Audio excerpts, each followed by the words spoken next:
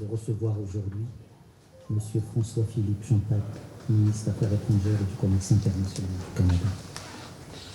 Monsieur le ministre, votre visite au Maroc est une visite historique parce que c'est la première visite d'un ministre des Affaires étrangères canadien au Maroc depuis l'établissement de nos relations en 1962. Et nous sommes très heureux que ce soit vous qui faisait cette visite. Votre visite, monsieur le ministre, est également très très appréciée.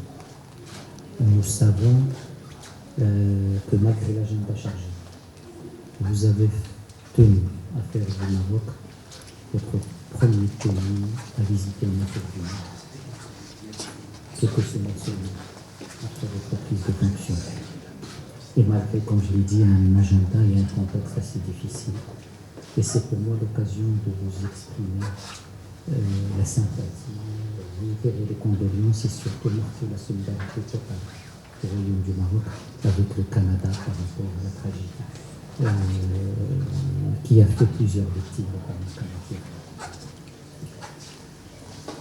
Votre visite, monsieur le ministre, est également un moment important pour nos relations bilatérales. Nous avons déjà un socle solide d'amitié, de respect mutuel. Nous avons un cadre juridique assez riche. Et nous avons surtout pour nous une orientation royale claire depuis 2004, où Sa Majesté, dans le discours du trône, avait désigné le Canada parmi les pays amis avec lesquels le Maroc souhaite développer un partenariat stratégique multidimensionnel. Monsieur le ministre, merci pour vos mots. Effectivement, vous avez raison. Je suis ici aujourd'hui par choix.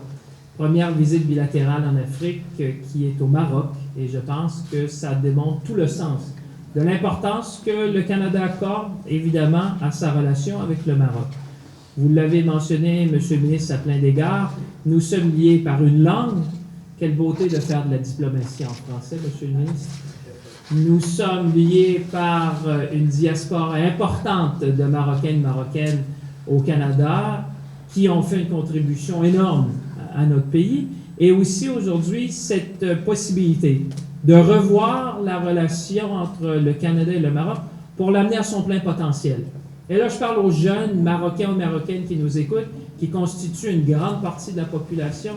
Ce que je parlais avec le ministre, c'est d'abord dans le contexte régional, on parlait de sécurité qui va nous amener vers la stabilité, qui va nous amener vers la prospérité. Et avec la prospérité vient évidemment l'égalité. On est capable d'avoir une société égalitaire qui donne la place aux femmes, aux jeunes filles de participer de façon concrète dans la vie démocratique et aussi d'inspirer. Et j'aurai la chance, monsieur le ministre, aujourd'hui, d'aller au HEC, parler avec les jeunes pour justement parler un peu des grands enjeux du monde et le rôle que les jeunes peuvent jouer quand on pense que l'Afrique, vous l'avez évoqué, monsieur le ministre, je vois par 2050, plus de 50% de la population africaine sera composée de jeunes. L'avenir du monde, la plus grande ressource naturelle de l'Afrique, c'est évidemment ces jeunes qui vont contribuer. Ce sont les leaders d'aujourd'hui et qui vont nous inspirer dans les grands enjeux, les grands débats. ما تنساش تابونا في لاشين وتأكتيفي الجرس باش يوصلك جديد فيديوهات من هسبريس.